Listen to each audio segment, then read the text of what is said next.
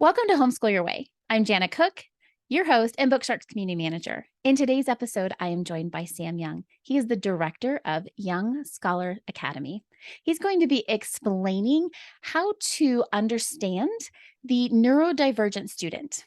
We hope that in this episode, if you are searching for an understanding of your student, that maybe having a working definition from Sam might be just what you guys need. So without further ado, Sam, thank you so much for being here. Thanks for having me, Jan. I'm super excited to be here. Stumbling upon your academy, which is a funny story in and of itself. I like to tell Sam I pulled him out of the trash because unfortunately some communication between us ended up going to junk mail and I happened to see it. But Sam, you do not belong in the trash. You belong in a billboard. You belong on the mountaintops where we are just shouting out loud the things that you are bringing to light in the arena of neurodivergency in students and twice exceptional. Now, those are some terms that I myself was not incredibly familiar with. So I'm going to hand it over to you. I want you to go ahead and introduce yourself to our listeners and give us a great working definition of those two things. Awesome. Yeah. And thank you for having me. And thanks for that liberating, I'm worth it pep talk. It really feels great. So, again, I'm Sam. I go by, a lot of my students call me Mr. Sam. And I am the director of a program called Young Scholars Academy, which is a virtual enrichment program which offers strength-based and talent-focused courses. So what that means in layman's terms, essentially, that we have courses that help students develop the things they're interested in, and so that they can feel good and be challenged in a place that's appropriate for both their strengths, areas of interest, and areas in which they struggle as well. And the idea is to kind of answer your question about, what is neurodiversity, what is twice exceptionality, and what do those mean? There's some basic definitions here, but they're sort of two different areas. So if we look at neurodiversity as kind of an umbrella, we could argue that the brain is sort of like a fingerprint, right? That we're actually finding out that there's actually a lot more diversity in the brain. It used to be, we like to plot things and say, oh, well, there's sort of a typical, what's called neurotypical, which is sort of like the mean, right? It's like the norm. And then there's brains that are sort of off to the fringes. This would be people who have like ADHD, dyslexia, autism spectrum disorder, different things like that. And neurodiversity largely arose actually out of the autistic community to give space to celebrate diversity in the way people are kind of wired, right? In the way that people's brains are set up, and understanding that really is not just like one experience or one set of expectations. Under that neurodiversity umbrella, there are a bunch of different groups who have different identities and so forth, as you might imagine, because again, we say, the spectrum, right? It's a spectrum. And one group that I'm particularly passionate about and identify with and have committed the last over 10 years of my life to supporting is a group called Twice Exceptional. And this is a really interesting group because Twice Exceptional, often abbreviated as 2E, is, in my opinion, one of the most underserved communities because they are essentially people who, and if you can kind of envision, I'm a visual thinker, so I think of like someone who's simultaneously gifted and has learning differences. So this is someone who has a high IQ or a high intelligence area. And that doesn't just have to be, we have to let go of what intelligence means. It's kind of a loaded, like gifted and intelligence, they're kind of loaded words. That doesn't mean necessarily like that they're always schoolhouse gifted. It doesn't have to be the student who can take information, process it, and then spit it back out on a test or in an essay. It could be like a Simone Biles, right? Who's highly gifted kinesthetically, right? So at the same time, someone like a Simone Biles has ADHD, right? And maybe the things that serve her well in a certain setting do not always serve her well in another setting, like a classroom, right? So this is someone who, if you picture like a bell curve, kind of has a foot on both ends, right? They're on the one end, they're straddling over to the right. They're in the, highly gifted, highly talented, highly intellectual space. And then on the other end, they have high learning differences, high struggle areas, high challenges. And I like to say they're always in both. They're always both. Sometimes they might seem, because the context might make them seem like Simone Biles, might seem like really stellar. And then in a certain context, she might seem like she's really struggling. But she's always both. She has these dual exceptionalities, and that's where we get the term from. It is fascinating because I think that most people, when you think of someone who's gifted, you don't actually think of that they could have a deficit somewhere, right? Like, no, if you're gifted, you're 100% gifted, and then you're gifted in every area. And that is not life. That's not reality, right? We all have strengths and weaknesses. And so to bring light to this idea of being twice exceptional, that we can recognize the strengths and giftedness in our children without taking away that they may need help in other areas, and Hmm. that's not a negative for their gifted, right? And it's not like, well, you're so gifted, so why is this so hard for you?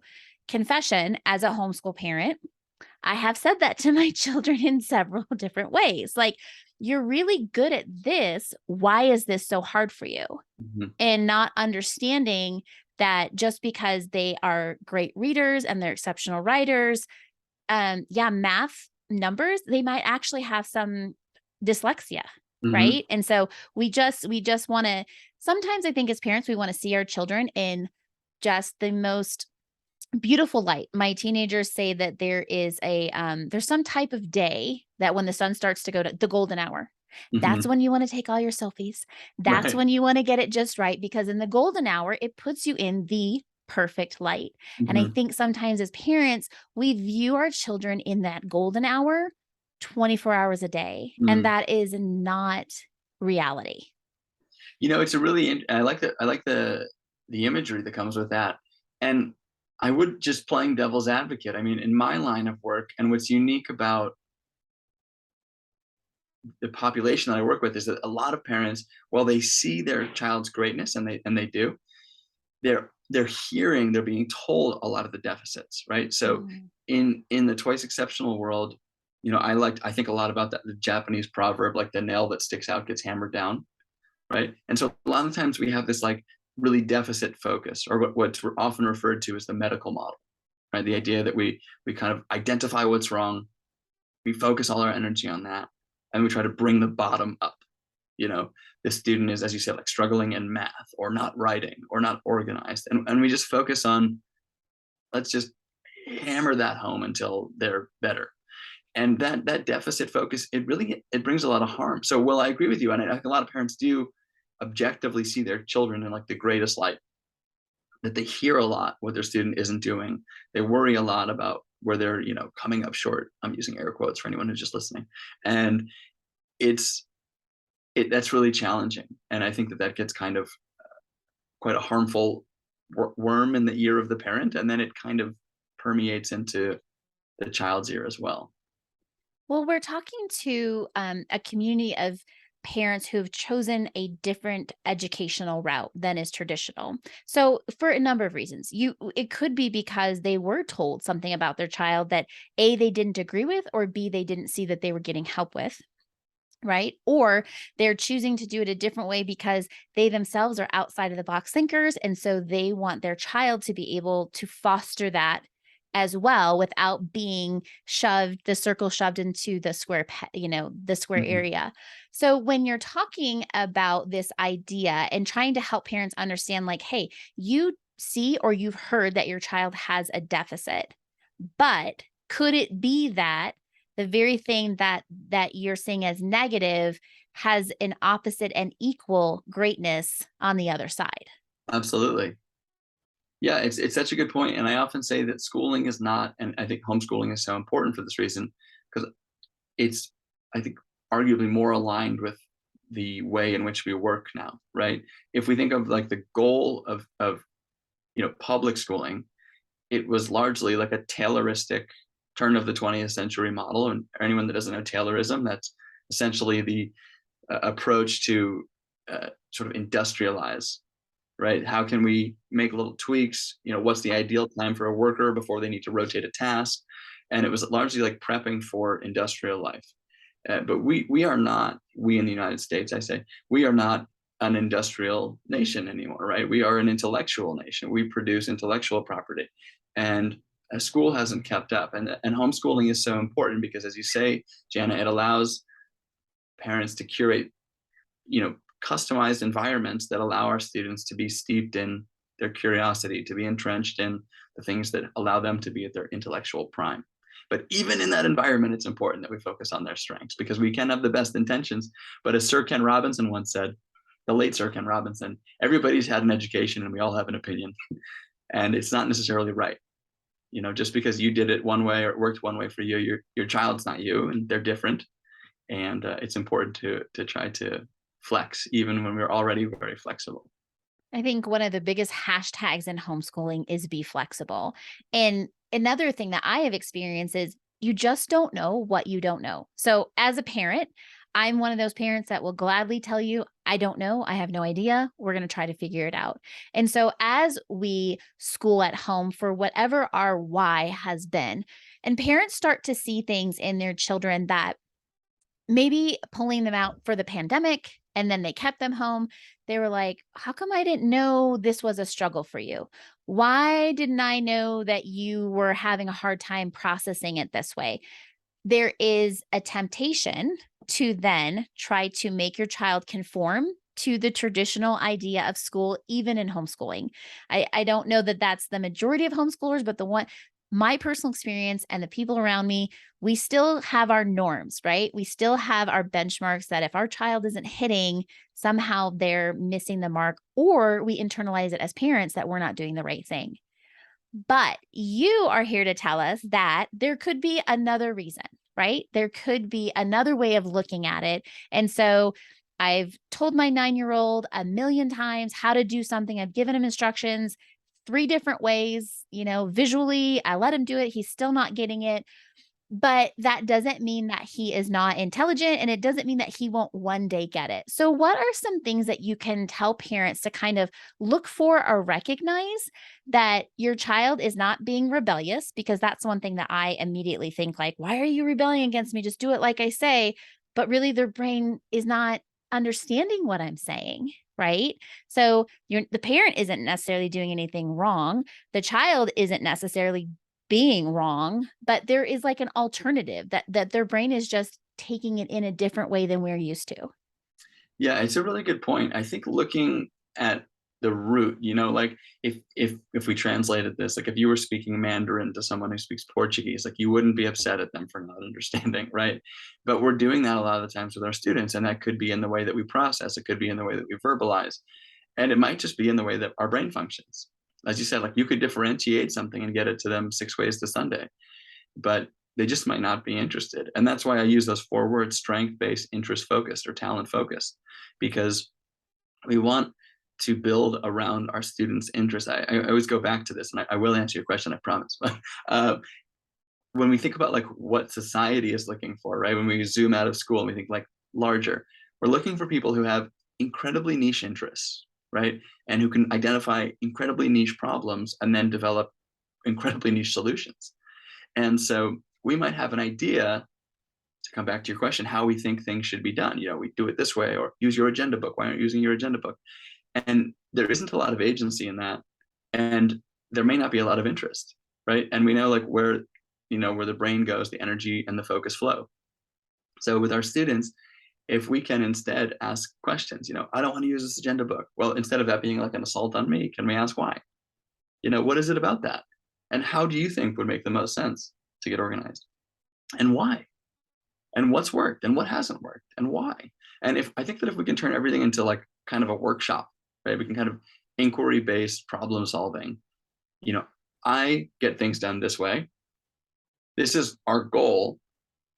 Let's plan backwards. Like, how do you see getting to this goal? Is it even an appropriate goal? What matters more than this? And then being able to involve them and give them agency, because that's one of the most important things. We know that if people build things, right, if they're part of writing a constitution, they're more likely to follow due to the social contract, right? Like they feel like they're getting something in exchange. The same is true with our kiddos. If we can include them in kind of workshopping decisions and building systems with us, then they're probably going to be more likely to follow through on them. I know personally, I don't like to be told what to do. Some call that a character defect. Some call that a character strength, right? So I have found with my children that when I first was a parent and starting to homeschool, and I got all the answers, I know how it's done. I personally homeschooled, so I've been where you are, right? So I had this narrative in my mind. And when I started to get pushback, or when I started to have them, not fall in line, Shocker that kids just don't fall right into line. I really started to question myself, which I think is always good. I'm always about like question everything.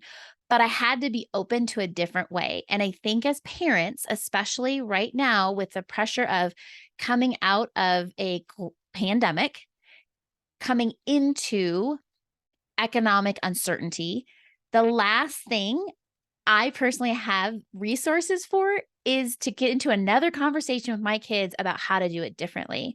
But the value is if I take that time and that pause, I'm actually creating a system that then we can work forward in instead of cycling back to the do what I said because I said to do it. Why didn't you do what I said because I said to do it? And recognizing that even young children who think differently can bring something to the table. It's kind of this getting out of this thought process that if I didn't come up with the idea, it's not a good idea. Like our kids are amazing and they Mhm. have great insight and input to put into things, but so many times we just don't ask. Yeah. Yeah. It's so important. Dr. Sir Ken Robinson, sorry, and one of my colleagues, Dr. Cindy, both constantly remind me the importance of curiosity, right? There's that famous Einstein quote, which I always mess up, but it's something to the effect of like, curiosity is more important than intelligence, or imagination is more important than intelligence. I think that's it. And it's so true. And yet what we do is we're converging to the mean. We're squeezing our students. Like I would say, if a student's thinking differently and questioning things, then we should encourage that. Because again, if we go back to at least what I accept as like valuable contributions to science and science and society, it's often the kinds of things that are different thinkers, right? Like we celebrate the Elon Musks and the Jobs, but then in school we're like, okay, bubble these sheets and do these things, and again, even if it's homeschool, like we sometimes aren't doing those things, even though we think that we're a step away and that we're more progressive and that we're outside the system. It's still very important: agency, involvement, curiosity, flexibility, and being able to kind of let go how things come to pass and just pursue interest, because that's where your child is going to shine. It's in the niche interests. It's in those long hauls. So, as a parent who maybe this is the first time that I'm really even hearing these terms and these concepts, help me understand what it might look like for my student who I just see as maybe struggling with academics or attention deficit disorder or something, but I'm labeling it through my lens. Give me a different lens that I can look at this through. Like some of the things that I might be seeing that I'm thinking it's negative, but how is it really positive? Yeah, and this is great, Jana. There's a lot of phrases out there: smart but lazy, bright but scattered, right? Um, that's if you're talking about someone like that, odds are, I'm not a clinician, but odds are you're talking about someone who may in fact be twice exceptional. Now, there's three jars that we need to understand to really start to pay careful attention and maybe try to assess things around us. So the three jars are called masking. Okay, and there's three kinds of masking. So one kind of masking is when you have a student who's maybe profoundly gifted, right? Really, really bright and shining. Often it's going to show up most in academic settings. That's where we see it because that's where we're looking. This is a key here. And they're going to sometimes mask their learning difference or disability, right? They're performing so well, we may not notice that they struggle because they're so verbal, right? This is like the classic, right? The student, yeah, so verbal, so highly articulate that I never even noticed they couldn't write or they struggled to write, right? Okay, so there's one where the gift masks the difference or disability. Go to the other end, you have a student who's highly capable, but their learning difference is so loud that it masks, casts a shadow on, as we were talking about before, casting shadows, casts a shadow on their gift. Right? It may not show. Again, a Simone Biles in the classroom, I wasn't there, I'm not with her, but would not probably be a rock star like Simone Biles on a balance beam, right? So in the wrong setting or in a particular way, we can sometimes not see the gift. And then you have students who are dually masked, which is the most difficult, where you jar three, you have someone with loud both, but they actually have either burnt the child out, um, made so much noise that it's hard to hear either and separate the two, and so forth. So first I say, look at those three spaces and try to understand those as sort of a framework for, where and how and when is your student thriving, and where and how and when are they struggling, and try to shift the focus into an environment. If this is a new concept for you, as you're asking, an environment, a setting, a situation where they're turned on, they're excited, they're learning content that they're interested in, and then assess the way that they, because what do we typically want in education? Right? We want them to intake, process, and then output. Right? How are they going to intake it? What are they going to do while it's in there? And then how are they going to show some level of mastery? How can they create something meaningful? And I think if we break that step down, we think, okay, my student does really well with documentaries. So let's just let go of reading for a bit. Let's just have them watch a bunch of documentaries, and maybe we shift the focus onto, understanding this topic, and also we can maybe like pepper in looking for bias. That could be fun. Okay, now we've got these loaded documentaries. Who funded them? Where did they come from? We're looking at stuff they're interested in.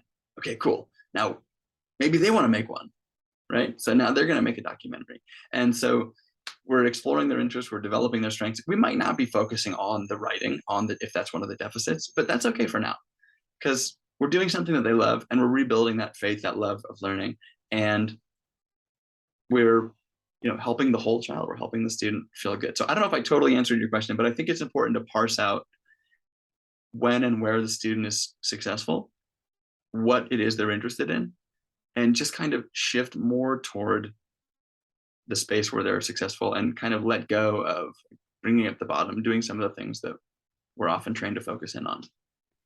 I think a tendency in homeschool, because the parent is 100% responsible for what their child learns. And then as a parent, what they become, right? Although the older I get, and now I have teenagers, I'm really letting that definition go entirely. I remember when my children were little and I allowed them to dress themselves. It didn't bother me, whatever. And my husband would say, like, you're letting her go out like that. And I was like, she's her own person. She gets to be me. And he goes, she represents you. And I said, no, no, no, no. She represents herself. Like, I had to take that into the teenage years and let go of some of that. I think sometimes as homeschool parents, we put so much pressure on ourselves. There's no admin that's over us checking in on us. There is, depending on your state and your rules, there's not a lot of oversight necessarily, or even check in with a district. So we have all this pressure to produce an intelligent child from what we have chose to put into them. And I think we still use the measuring stick of traditional academics. And that has, in my home, has done a disservice in some ways, because instead of, I remember my daughter trying to do math, it was taking her an hour. She was crying. And I was like, just do the math. What's the big deal? I'm the mom. I'm responsible to make sure you know how to do math. You have to get this math done. And finally, I had to take a step back and go, you know what? Maybe let's just not do the math right now. Like, let's find other ways to do math without making you think you're doing math, right? Because we all do math all day long, whether we realize it or not. So as homeschool parents, I feel like we put this undue pressure on ourselves instead of enjoying our children, looking at their strengths, letting them be focused on their interests. We feel like we have to make sure we check the boxes. We have to get this done. It has to look like when I went to school and this was my grade, and then this is a college I went to. So I love that you're giving us permission to just stop and really assess our child, and versus assess their performance according to this chart that nobody gave us and we don't even have to follow, but we keep doing it. We keep repeating this cycle, and it's a disservice to our children. And then personally, a disservice to the relationship we have with our children when we're forcing them to be, part of a cog in the wheel that we've created, when really they're like, hey, I have this whole other part of me that if you just let me be, it's going to be great. But that's a trust thing too. Cause I hear you saying, like, let it be student led. As a homeschool parent, all one daughter would do would be to watch nail videos on Pinterest, like Mhm. how to do nails, how to design nails, like that. Well, that may be your future. I need to make sure that you can do some other things as well. Mhm. right? So I finally went on Amazon and ordered her one of those fake hands with nails on them. And I said, you can watch the videos, but I want to see you producing something from them Yeah. because then That at least I know. right. That's the 3 bits, right? It's not enough, and it can be really satisfying and give us fake feelings of not fake, false feelings of productivity, right? That's why I like audiobooks and self-help and all that stuff. It's like, I'm growing because I'm reading. Okay, the reading is good and it's stimulating you, but you have to process and then do something with it, right? And that's why I say there's like those 3 directions. How are you intaking information? How are you processing the information? What are you doing with the information? Because the worst thing that we can have is the best minds in the world who don't develop their talents and strengths and don't serve, right? If we, have like these incredible minds that have all these prophetic ideas, and then we're not equipping them with the ability to then go develop and make change, be agents of change and transformation. You're right. We're not taking it far enough. And as you said a key word which I love, Jana, which is assess. Going back to the math example, like, why are we teaching math? Is it that we think that there's a foundational level of math everyone should do? That's reasonable. Is it that we want them to be able to think logically and sequentially? Also very reasonable. I think if we drill down with why, and again include our students, why is it so? Why math? Like, we have calculators. Do we have to? I have an accountant. Do I need to know this stuff? Yeah, because no one's going to care as much as you do, right? So it's important to have a basic understanding of these things. But if we drill down and have a conversation about why, we can kind of break away from what you're talking about, which I think call like like Stockholm syndrome. It's like, again, Sir Ken Robinson, like, we all have an education and we all have an opinion, right? And you're right. Some people fight so long, so hard, and then they get the independence, they get the homeschool, they get the funds, they get all the things, and then they just kind of go back to what they were doing before. And something I wrote, like, I think like 2 months into COVID, I wrote this article, which kind of came to me in a dream, and it was called The Netflixification of Education. And I basically said, cable's dead, right? Everything is transformed. We now get playlist styled entertainment. It comes to us immediately. It's stimulating. It's so many things, and it's forever transformed the way that we intake entertainment. But you wouldn't want to like rush back to Blockbuster, right? So don't let COVID be a moment where you have this awakening and then you just get lulled back to sleep. Like, times are changing. As you said, there was a massive disruption. People pulled their students home. They got valuable insight. I'm taking on this and I'm running on a little tangent. I'm sorry. But it's so important that we wake up and when we look around and we really like assess our students and think about how they're thriving and where they're shining and all these things. And don't just say, okay, well, that was good. Time to go back now. It's important that we take these changes. And just like you're saying with students, like with your daughter, we have to make the realization, we have to process the information, but then we have to do something with it. And that something could be homeschooling, it could be hybrid schooling, it could be anything else, but just doing something different where your student is in a space where they are thriving is so, so important. So tell us a little bit about Young Scholars Academy. What do you offer your students? Yeah, so that's actually a great segue. Um, so the idea was, I taught at the school called Bridges Academy for almost 10 years, and Bridges was the first school really, and I would say one of the most significant in terms of their serving the twice exceptional population. Like, they really, my mentor, Dr. Susan Baum, is one of the big figures there, who developed inventorying strengths, focusing on students, developing their interests, and it's an incredible school. And I realized it's a shame that not everyone can access this. Right? It's a brick and mortar school in Los Angeles. And I had this kind of epiphany where I thought, I could create a virtual version of this and I could give students an hour a week of understanding, of not feeling marooned, of not being isolated. So I could give them connection to both like-minded students and like-minded mentors, which I always say are like the salt and pepper of success, right? These are like the basic ingredients. So they can look over and say, these kids are like me. And they can look up and say, there's a successful adult who's just like me. I think that that's the basics of what you need, right? It's the salt and pepper. So what we do is we have different courses, like 15 to 20 courses per semester. And they're enrichment courses, no grading. It's simply learning for the sake of rebuilding that love, having a safe space.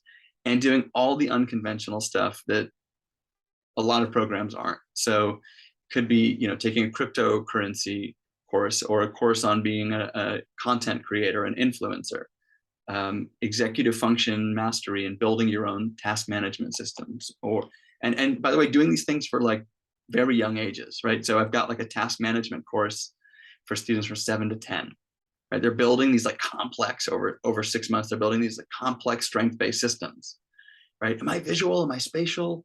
I'm kind of an auditory. Okay, so I want to make a system that allows me to record voice notes, whatever it may be. And then we've got courses that are, about the areas that they're interested in. Another one of our courses for young students, we just had a course on, we had 2 8-year-old girls build a website on climate change and like doing like research, putting together different pages where people can take action and get quick downloadable information. And it's real world problem solving. And what we try to do is like just focus on the depth and complexity and let go of how they get there, get rid of all the production stuff that's, there's no books, there's no worksheets. It's collaborative, informative learning where students can just feel really good. So yeah, we have college level courses. Like we do classic stuff like APs.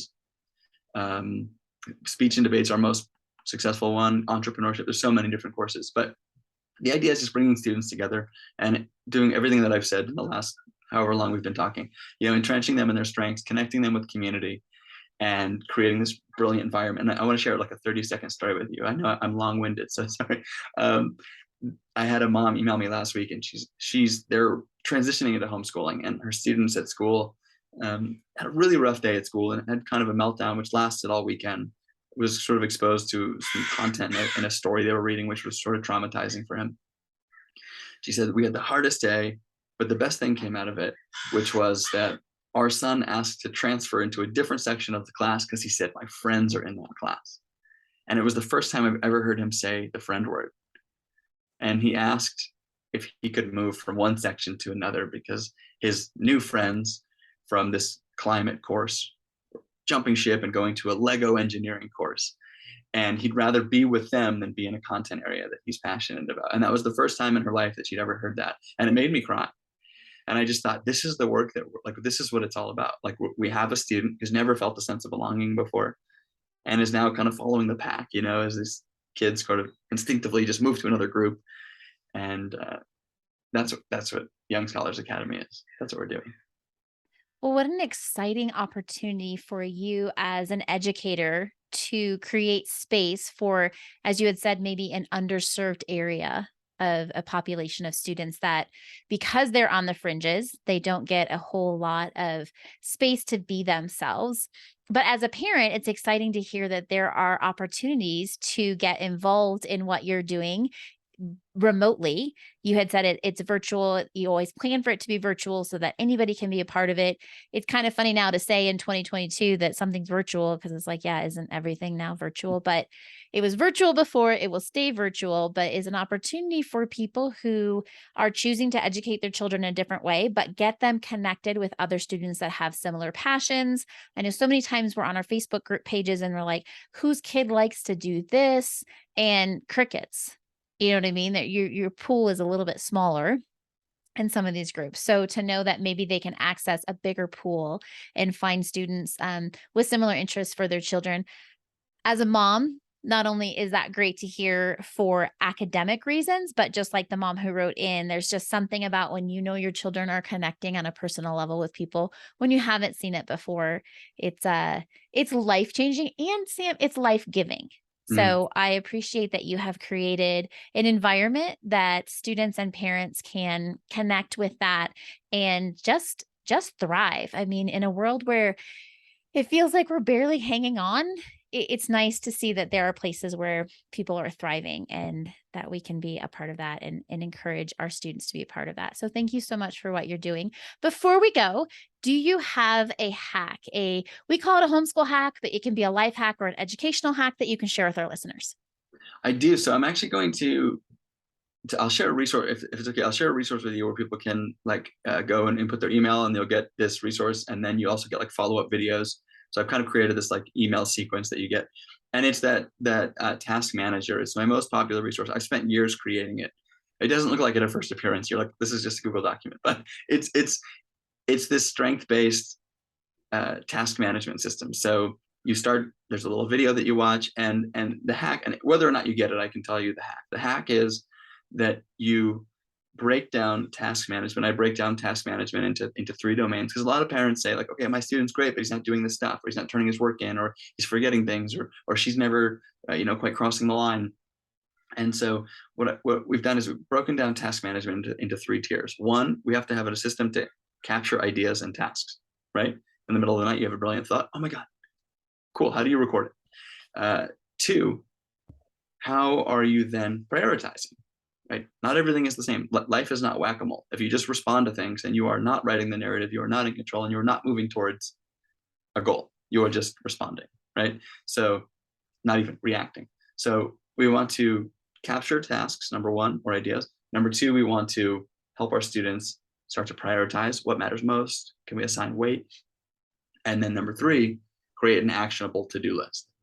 And so what this resource does, whether or not you get the resource or not, is it helps students to think about task management in those three domains. Okay, I'm really good at writing things down, but then I get paralyzed because I don't know what to do first. Oh, we have a priority issue. So how are you doing best? Is it because it's all digital and you're the kind of person that needs like a Kanban system where you can move sticky notes around, and that is really gratifying for you? So just getting students to reflect. In there, there's a link to a document that exposes them to 25 of the most important systems that a lot of like CEOs and executives use to be successful.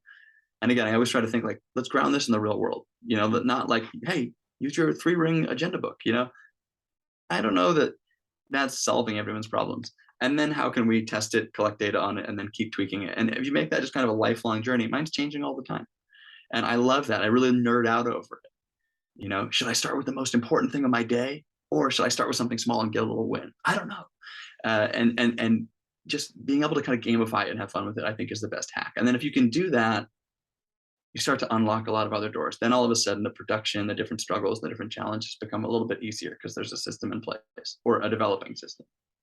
I have to say, I watched the first video and I downloaded the PDF, and I was like, yes, this is great. And now I need to have my kids sit down and watch it with me, because at 44, I'm getting a lot better at that. But I want my kids to have those tools now, so that they aren't at 44 going, yep, it took me a long time to figure out how to do that. They can do it now at 13, 14, 15, and then have success earlier on in life. Isn't that always our goal? Absolutely. And success is different for everybody, which I also appreciate in our world. But that, I just have to say, I really enjoyed it, and I was excited to receive that. So we will definitely be putting that in our show notes so that our listeners can get a hold of that. Sam, thank you so much for being here today. We appreciate what you have brought to the table for our listeners. Me personally, just getting some more insight into this whole other fringe of students, and possibly being able to help those who, maybe parents who just didn't understand, and now they have a little bit more understanding in how they can be helpful for their students. So thank you so much. Thank you, Jenny. You're so good at what you do. I've been on a lot of podcasts, and this was an incredible episode. So thank you so much. Thank you. Thank you guys for being here. Until next time. Bye-bye.